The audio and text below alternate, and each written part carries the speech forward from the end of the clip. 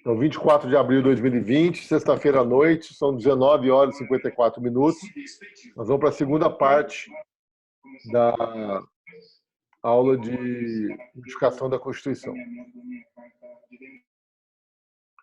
Bom, pessoal, então olha só, mutação constitucional vocês entenderam, tá?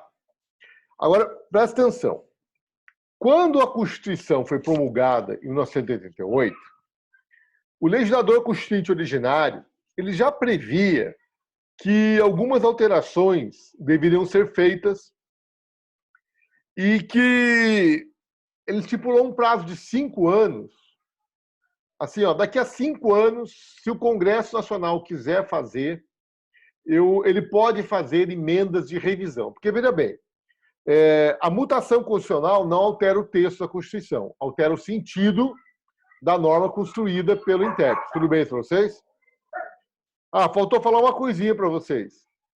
E se o Congresso Nacional não gostar da interpretação que o Supremo deu para a Constituição? O que ele pode fazer? Ele pode mudar o texto da Constituição, tudo bem para vocês? Ele pode mudar o texto da Constituição, tá? E aí nós vamos ter um problema entre um conflito entre o legislativo e o judiciário. E às vezes acontece isso, tá? O Supremo dá uma decisão e depois o legislativo vai lá e altera o texto da Constituição para impedir o Poder Judiciário de continuar interpretando daquela forma. Tá? Mas olha só, para mudar o texto da Constituição, a Constituição tem que ser reformada. E como é que a Constituição é reformada? Através de uma emenda à Constituição. Então é o que nós vamos estudar daqui a pouco, que é o processo legislativo de emenda à Constituição. O processo legislativo de emenda à Constituição, como eu falei na aula passada, ele é o mais dificultoso, ele é o mais trabalhoso. Por quê? Porque alterar o texto da Constituição é o processo legislativo mais solene, o que dá mais trabalho, é o que é mais difícil de ser alcançado. Exige-se muito do Poder Legislativo para alterar a Constituição. Só que o legislador constituinte originário, ele previu que após 5 anos a Constituição ia ter que ser reformada para ela ser adaptada. Então ele previu uma revisão constitucional. E para essa revisão constitucional, estabeleceu-se um processo legislativo mais brando do que o processo legislativo estabelecido para a reforma da Constituição. Então, se você for pura e simplesmente reformar a Constituição, você tem que passar pelo processo legislativo de emenda à Constituição, que é o processo legislativo mais trabalhoso. Agora, o Congresso Nacional, após 5 anos da promulgação da Constituição, ele teve a oportunidade de aprovar emendas constitucionais de revisão através de um processo legislativo mais brando. Okay? Então, o que diz o artigo 3º do ADCT, que é o ato das disposições constitucionais transitórias? A revisão constitucional será realizada após 5 anos, contados da promulgação da Constituição, pelo voto da maioria absoluta dos membros do Congresso Nacional em sessão unicameral. Ou seja, o legislador constituinte originário estabeleceu que, 5 anos após a promulgação da Constituição, tá, o Congresso Nacional poderia se reunir unicameralmente e, através do voto da maioria absoluta de seus membros, eles poderiam aprovar emendas constitucionais de revisão, que são emendas constitucionais que visavam reformar a Constituição. Entenderam isso? Esse prazo já se exauriu, as emendas constitucionais de revisão já foram aprovadas e já não cabe mais falar de nova revisão constitucional. Tudo bem para vocês? Só um parênteses aqui. Quando deu 5 anos da Constituição e o Congresso foi se debruçar para fazer essa revisão constitucional, houve um problema, porque houve um escândalo de corrupção. Vejam só, que novidade, né? Vocês já ouviram falar dos anões do Congresso? Os anões do Congresso eram deputados que ganhavam muito na loteria. Descobriram que tinha um cara que ganhou 100 vezes na loteria. O que eles faziam, né? Eles pegavam o dinheiro da corrupção, que é um dinheiro sujo, E aí tinha um cara lá que tinha ganho na loteria, eles compravam o bilhete do cara que tinha ganho na loteria e declaravam no imposto de renda dele. Então, eles ganharam centenas de vezes, tá? Teve um que falou assim, eu dou sorte, eu sou um cara de sorte, né? Então, esse escândalo dos anões do Congresso acabou esvaziando esse momento de revisão da Constituição, tá ok? Então, não há que se falar mais em emendas constitucionais de revisão com esse processo legislativo mais fácil de maioria absoluta pelo Congresso reunido unicameralmente. Tá ok? Vamos falar agora, então, da reforma da Constituição, do processo legislativo de reforma da Constituição através de uma emenda constitucional. Então, vamos lá. Eu falei uma passada para vocês que o processo legislativo, né, ele tem 3 fases: a introdutória, a constitutiva e a complementar. Então, o que é a fase introdutória? É a fase de propositura, né? E aí eu pergunto a vocês, quem possui a iniciativa legislativa para propor uma emenda à Constituição? Então, o artigo 60, que é o artigo da Constituição que trata do processo legislativo de emenda à Constituição, ele vai dizer o seguinte: uma PEC, ou seja, um projeto de emenda à Constituição, só pode ser proposto em 3 situações. Primeiro, por, no mínimo, 1/3 dos membros da Câmara dos Deputados ou do Senado Federal. Gente, percebam, um senador da República ou um deputado federal não possui competência para propor uma emenda à Constituição. Presta atenção, hein? Veja como um processo legislativo de emenda à Constituição, veja como ele é rigoroso. Um deputado federal ou um senador da República não possui competência para propor um projeto de emenda à Constituição. Eu preciso de, no mínimo, 1/3 dos membros da Câmara ou 1/3 dos membros do Senado para propor um projeto. Segunda situação, presidente da República. A única coisa que o presidente da República pode fazer no processo legislativo de emenda à Constituição é propor a PEC. É claro que ele pode atuar nos bastidores junto com o seu partido depois, ok?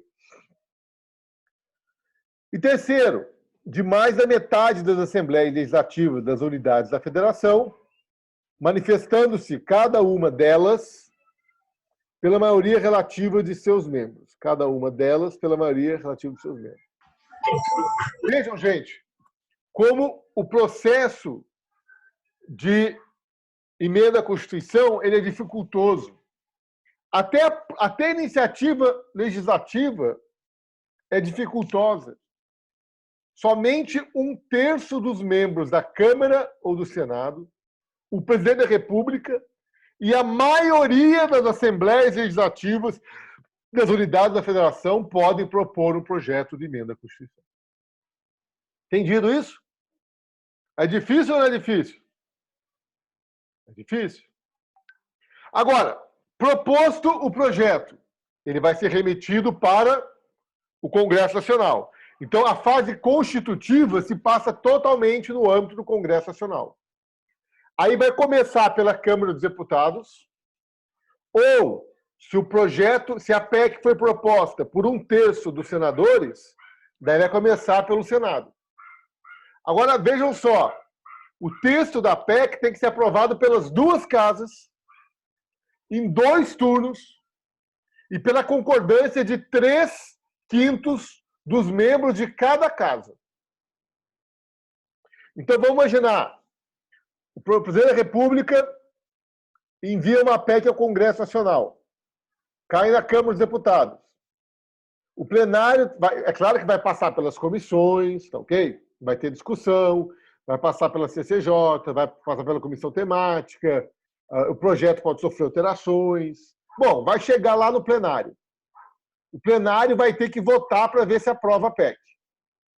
Aí o plenário vai lá e aprova a PEC. Basta uma votação? Não. Aprovou a PEC? Não tem ninguém querendo entrar, tá? Bom, Então, olha só, o plenário da Câmara dos Deputados aprovou a PEC. É fácil aprovar uma PEC? 3/5, hein? É o quórum mais qualificado que nós temos. Bom, mas 3/5 dos deputados aprovaram a PEC. O que tem que fazer? Tem que esperar um tempo e votar de novo. Tudo bem? A mesma casa? A mesma casa. São 2 turnos. Em cada casa, 2 turnos. Cada casa, 2 turnos. Aí a pergunta é assim, ô Gustavo. Pô, qual que é o período de tempo que eu tenho que esperar para aprovar, para votar o segundo turno? Essa pergunta que eu ia fazer para o senhor. A Constituição não faz, tá? A Constituição não fala isso. A Constituição fala que são 2 turnos. Quem que estabelece esse prazo? A própria casa? O regimento interno da Câmara dos Deputados e o regimento interno do Senado Federal. Então, o regimento interno da Câmara dos Deputados fala que são 5 sessões. O regimento interno do Senado Federal fala que são 5 dias úteis. Ok? Então, daí você vê como o processo legislativo, né, ele é regulamentado pelos regimentos internos. Nós estamos aqui falando das vigas mestres que estão na Constituição. Então, para aprovar uma emenda à Constituição, tem que aprovar nas 2 casas, por 3/5, em 2 turnos. Bom, o projeto chegou no Senado. Aí o Senado mudou um artigo do projeto. O que acontece?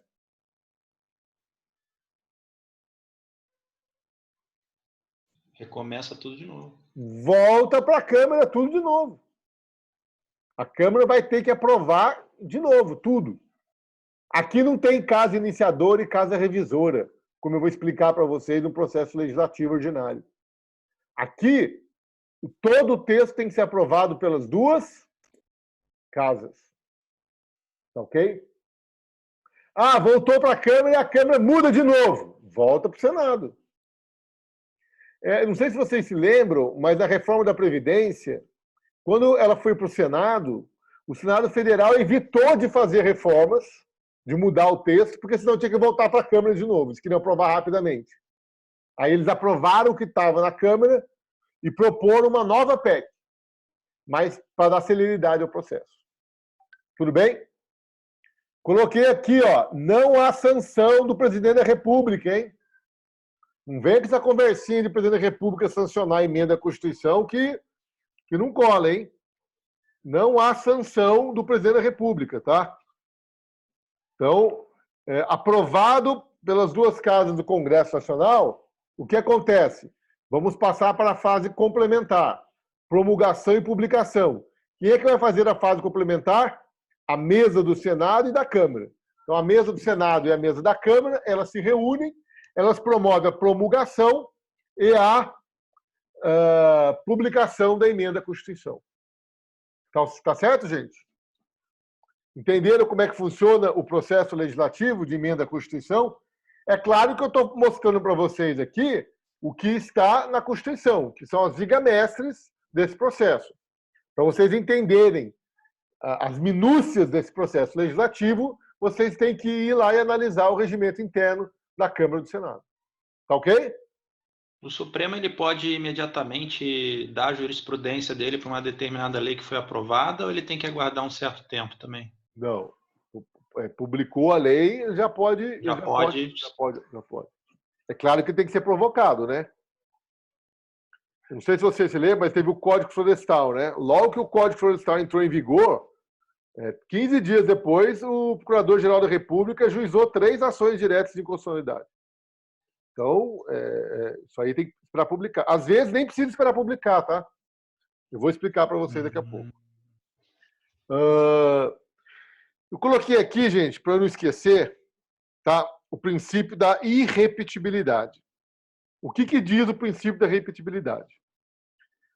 Se eu tiver um projeto de emenda à Constituição tratando de um assunto e esse projeto for rejeitado por uma das 2 casas do Congresso Nacional, aquela matéria não pode ser objeto de nova emenda, de nova PEC no mesmo ano. Entenderam? Então, se eu tiver, por exemplo, eu tenho a PEC de reforma da Previdência. Se a reforma da Previdência tiver sido rejeitada por uma das 2 casas do Congresso Nacional, Uma nova PEC só poderia ter sido proposta nesse ano, porque ela foi aprovada ano passado, não foi isso? Ok? Então, em 2019, foi proposta uma PEC reformando a Previdência. Se essa PEC fosse rejeitada, uma nova proposta envolvendo reforma da Previdência só poderia ser objeto de nova PEC no ano seguinte. É isso que diz o princípio da irrepetibilidade. Tudo bem? Alguma dúvida, gente? Beleza. Aí, olha só. Gente, a Constituição Federal, ela pode ser totalmente alterada ou existem limites à sua reforma? O que vocês acham? Tem limites. Existem limites, é claro. Porque se ela pudesse ser totalmente reformada, então nós diríamos que ela pode ser revogada, concorda? Se eu admitir que toda a Constituição pode ser alterada, eu tenho que admitir que a Constituição também pode ser revogada. Bom, então, a doutrina fala em 4 tipos de limites. Limites temporais, circunstanciais, formais e materiais. Bom, limites temporais não há. Aliás, houve um limite temporal para a emenda constitucional de revisão, tudo bem? Ali era um limite temporal, né? Teve que esperar 5 anos para poder fazer uma emenda constitucional de revisão. Tá? Agora, não há mais limites temporais. Agora, limites circunstanciais. O que são limites circunstanciais? São situações nas quais a Constituição não pode ser emendada. Que situações são essas? Intervenção federal, estado de defesa e estado de sítio. Se estivermos em estado de defesa, estado de sítio, ou se a União estiver intervindo em uma das unidades da federação, a Constituição não pode ser emendada. Aquele último ano do governo Temer, ele estabeleceu uma intervenção no estado do Rio de Janeiro, lembra? Foi uma intervenção parcial, né? Porque ele interviu apenas na Secretaria de Segurança Pública. Mas ele interviu. Então, durante todo aquele ano, a Constituição brasileira não pôde ser emendada. Talvez seja o maior período de tempo que a Constituição deixou de ser emendada, né? Porque em 30 anos nós já temos mais de 100 emendas da Constituição, né? Entenderam isso? Então, intervenção federal, estado de defesa, estado de sítio. A dúvida que eu tenho aqui é o seguinte: se eu tiver intervenção federal, as PECs podem tramitar ou não podem tramitar? Porque, veja bem, elas não podem ser promulgadas nem publicadas, isso eu tenho certeza. Mas elas podem tramitar e, se forem aprovadas, vão esperar acabar a intervenção federal para serem promulgadas? O que vocês acham? Vanderlei? Acho que não. Acho que não pode andar? É. Ela não pode tramitar? Acho que não. Então, cara, eu confesso a você que eu tenho dúvidas quanto a isso, tá? Eu sei que promulgada ela não pode ser, tá? Mas impedir o trâmite de uma PEC, eu acho um pouco difícil, porque aí você está impedindo o Poder Legislativo de exercer a sua função, que é analisar a PEC. Hã? Regimento interno pode regular isso daí, professor? Eu acho que ele pode, mas eu acho que você não pode impedir o Poder Legislativo de trabalhar, né? Porque a Constituição ela fala que não será promulgada emenda, né? Se você pegar aqui o texto da Constituição, e aí que vem aquela diferença, né? Texto da Constituição, né? E as normas constitucionais construídas a partir do texto, né? Uma coisa, outra coisa, né? Na Constituição ela fala aqui, ó, a Constituição não poderá ser emendada na vigência de intervenção federal, estado de defesa, estado de sítio. Ela não poderá ser emendada. Mas aqui não está dizendo que o processo legislativo tem que ser interrompido. Então, eu acredito que o processo legislativo possa continuar, só que ela não pode ser promulgada. Mesmo que aprovado, não pode ser promulgada. Agora, não pode fazer que nem um assessor do Temer falou: ah, não, a gente vai manter a intervenção federal no Rio de Janeiro e vamos tocando a PEC da reforma da Previdência no Congresso. A hora que for aprovado e for para promulgar, a gente suspende a intervenção, promulga a PEC e depois volta a intervir de novo. Aí eu acho que é palhaçada, né? Tudo bem? Se bem que de palhaçada esse país está cheio, né? Coitado de quem está na intervenção. Bom, limites formais. Os limites formais, gente, é exatamente o processo legislativo que eu acabei de analisar com vocês, tá? Esses são os limites formais, tá ok? Então, o limite formal é o seguinte: a Constituição, para ser emendada, ela tem que ser respeitada no seu processo legislativo. Se o seu processo legislativo não for respeitado, então nós teremos um vício aí na reforma da Constituição. Tá ok? E existem muitas emendas à Constituição que têm vício formal, e aí o Supremo vai lá e fala que toda emenda é inconstitucional. Tá ok? E, por último, nós temos os limites materiais. Os limites materiais, eles são implícitos, os limites, né? Os limites materiais são implícitos ou explícitos. Então, vamos começar com os limites explícitos. Então, os limites materiais explícitos são nada mais, nada menos do que as cláusulas pétreas. Então, a Constituição fala: não será objeto de deliberação proposta de emenda tendente a abolir a forma federativa do Estado, o voto direto, secreto, universal e periódico, a separação dos poderes e os direitos e garantias individuais. Individuais. Gente, presta atenção aqui, hein? Primeira coisa aqui: não será objeto de deliberação proposta de emenda tendente a abolir. Então, a forma federativa do Estado, que nós discutimos na primeira parte do curso. O voto secreto, o voto direto, secreto, universal e periódico, consagra a democracia, o princípio republicano. A separação dos poderes, nós também já discutimos, e os direitos e garantias individuais. Vejam que aqui fala direitos e garantias individuais, mas não são só os direitos e garantias individuais, ok? Qualquer direito e garantia fundamental é considerado como cláusula pétrea. Tá? Fique bem claro isso para vocês. Agora, olha só. Olha o texto da Constituição. Não será objeto de deliberação proposta de emenda tendente a abolir. Ele está falando aqui que se uma PEC... Veja bem, ele não está falando que a emenda será inconstitucional se tender a abolir uma cláusula pétrea. Ele está falando que o projeto de emenda que tenda a abolir uma cláusula pétrea não pode ser objeto de deliberação. Ou seja, o texto da Constituição está dizendo que o Congresso Nacional não pode deliberar sobre um projeto de emenda à Constituição que tenda a abolir uma cláusula pétrea.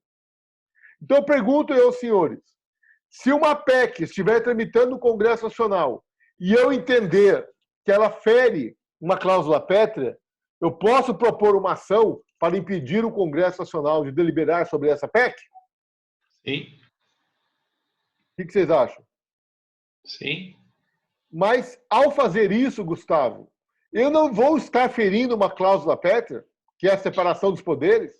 Eu não vou estar pedindo para o Poder Judiciário intervir na atividade legislativa e, com isso, impedir o poder legislativo de exercer a sua função. Eu não vou estar ferindo a separação dos poderes?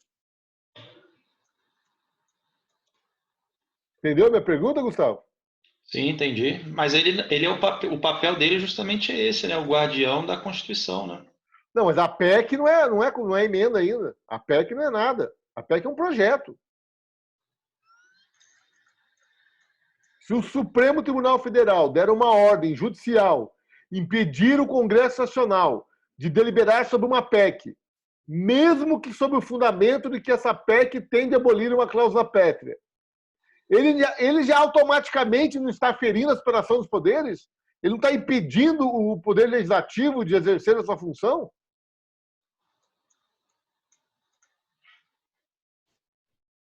Quem conversa comigo aí, gente? Essa me pegou. Essa é uma pergunta que para mim, é uma pergunta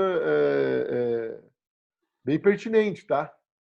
Porque, veja só, o projeto de emenda à Constituição ainda não é uma emenda à Constituição. O projeto de emenda à Constituição é um mero projeto. Ele não é direito positivo ainda. Ele não é Constituição. E eu nem sei se ele vai ser, porque eu nem sei se ele vai ser aprovado.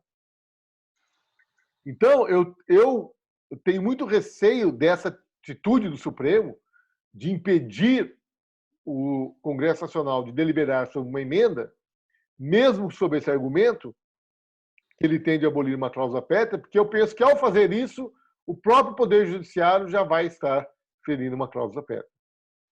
Na prática já houve, professor? Hã? Na prática já houve?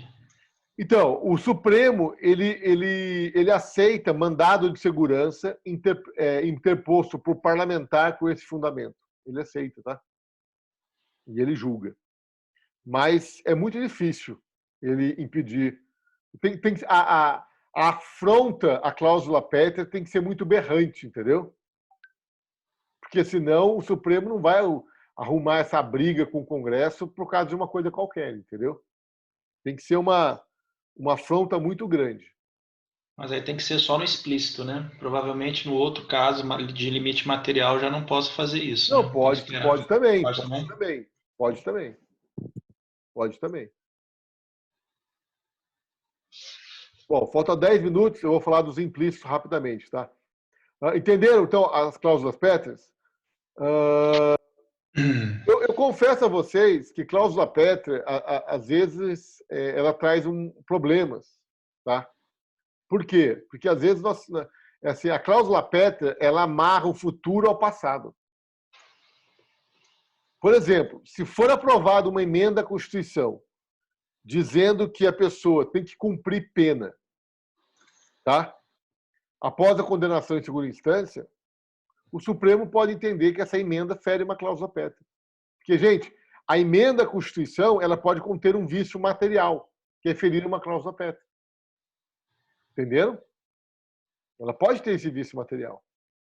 E eu falo para vocês que, se for aprovada uma emenda no Congresso permitindo a prisão em segunda instância, o Supremo vai ser chamado para dizer se essa emenda fere uma cláusula pétrea ou não. Tudo bem? Então, na verdade, você, com a cláusula pétrea, você acaba amarrando o futuro com o passado. Mas é uma garantia. Tudo bem?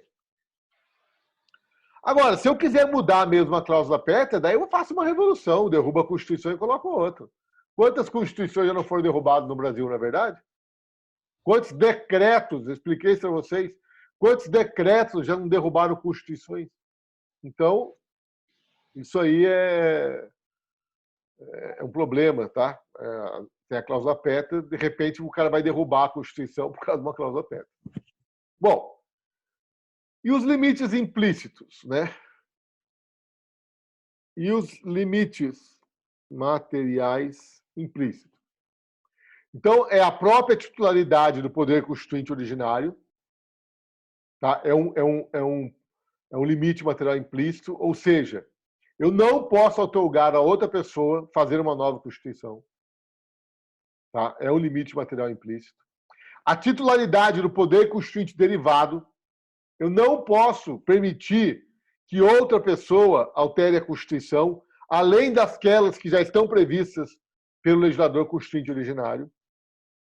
E o próprio processo legislativo de reforma da Constituição, bem como os artigos que estabelecem as limitações explícitas impostas pelo constituinte originário. Eu não posso mexer nisso. Então, se eu mexer no processo legislativo, se eu mexer naqueles limites explícitos, eu vou estar implicitamente ferindo a Constituição, ferindo uma cláusula pétrea. Tudo bem? É um limite. Ou seja, o poder constituinte derivado é esse que está aí, e o procedimento legislativo para exercício do poder constituinte derivado é esse que está aí. E ele não pode ser alterado. É isso que são os limites implícitos. Eu fiz esse slide um pouco antes de começar a aula, tá? Ele está no livro do professor Vicente Paulo, na página 358, tá ok? Eu copiei as palavras dele, então vamos dar os créditos para ele, né? Está no livro dele. Entenderam, gente? Então, esses limites implícitos, na verdade, ele diz o seguinte: aquilo que está explícito não pode ser alterado. Não pode vir um legislador constituinte derivado aprovar uma emenda à Constituição e dizer que a Constituição pode ser emendada por medida provisória, por exemplo. Por quê? Porque eu vou estar mudando a titularidade do poder constituinte derivado e eu vou estar mudando o processo legislativo de emenda à Constituição. Estão me entendendo? Esses limites materiais implícitos é um pouquinho mais difícil de vocês captarem, porque, como o próprio nome diz, eles são implícitos. Então, assim, o processo legislativo de emenda à Constituição, ele não pode ser alterado. Ele não pode ser abrandado. Porque, se ele o for, nós estaremos mexendo nos limites implícitos impostos ao poder constituído derivado. As formas de se emendar a Constituição são essas que estão aí, que foram estabelecidas pelo legislador constituinte originário. Os limites são esses aí. Então, no fundo, o que os limites implícitos dizem é que o poder constituído derivado não pode alterar as regras estabelecidas pelo poder constituinte originário para alterar o texto da Constituição. Entenderam? Dúvida, gente? Alguma dúvida? Eu esperava que vocês, nessas aulas virtuais, vocês fossem participar mais, sabia? Fala, Vanderlei. Professor. Oi. Então, me ocorreu aqui a pergunta que eu fiz na aula anterior sobre uma possível, um possível adiamento das eleições. O senhor falou que teria que ser através de uma PEC, né? Isso. E aí, estou falando agora em poder originário e poder derivado, não ficaria meio esquisito o poder derivado se sobrepor ao poder originário, nesse caso, já que o poder originário não fez previsão nesse sentido? Então, veja bem, se for aprovada uma emenda à Constituição, vamos imaginar que seja aprovada uma emenda à Constituição que estenda por um ano o mandato dos atuais prefeitos e vereadores, que passe o pleito para 2021 e que diga que os eleitos de 2021 terão direito ao mandato de 3 anos. Ok? Vamos imaginar essa situação. Pergunto eu ao senhor Vanderlei, essa emenda à Constituição tende a abolir uma das cláusulas pétreas? Vamos lá. A forma federativa do Estado não vai ser abolida, porque eu não estou mexendo em nada. A separação dos poderes também não vai ser abolida. Direitos e garantias fundamentais, você poderia entender que os direitos políticos estão sendo violados, porque era para eu estar votando esse ano e não estou. Voto direto, secreto, universal e periódico, você poderia dizer que está deixando de ser periódico, né? Mas, na verdade, não está deixando de ser periódico. Está só dizendo que, em função da pandemia, não vai ser esse ano, vai ser o ano que vem. Então, sinceramente, tendo em vista esses problemas todos que nós temos com a pandemia, eu não vejo que essa emenda à Constituição, a princípio, é claro, seja inconstitucional. Porque, veja bem, ela está apenas postergando as eleições para o ano seguinte, estendendo o mandato dos prefeitos e vereadores por mais um ano e encurtando o mandato dos demais. E eu não estou vendo problema, tá? Mas pode ser que, se essa emenda venha a ser aprovada, ela seja questionada. De repente, também, você não precisa nem por um ano, de repente é por 6 meses, né? De repente, você prorroga por 6 meses. Em vez de ser em outubro as eleições, vamos fazer as eleições em fevereiro, março, pronto. E aí o cara toma posse em julho, por exemplo. Sei lá, tá? Mas eu não estou vendo, tá? Estou especulando aí para dezembro. Também, pode ser, né? É que o final de ano é meio conturbado, né? Mas pode ser, é uma situação também, entendeu? É uma situação. Eu penso que se isso ocorrer, se for aprovado por emenda à Constituição, com todos os trâmites legais, a princípio eu não vejo afronta à cláusula PET, tá? Certo. Mais alguma dúvida, gente? Nós estamos com um minuto aí para acabar a aula. Fale agora ou cale-se para sempre. Tá? Então, essas são as considerações sobre a modificação da Constituição. Tem um capítulo no livro do professor Vicente Paulo que trata sobre isso. Pediria a vocês que lessem um capítulo dele, que ele vai esmiuçar melhor essas questões para vocês. Tudo bem? Correto. Valeu, pessoal. Muito obrigado. Boa noite. Bom final de semana para todos. Bom final de semana. Boa noite, Everson. Valeu. Boa noite, professor. Boa noite, professor. Boa noite, galera. Valeu, Boa cara. noite. Galera.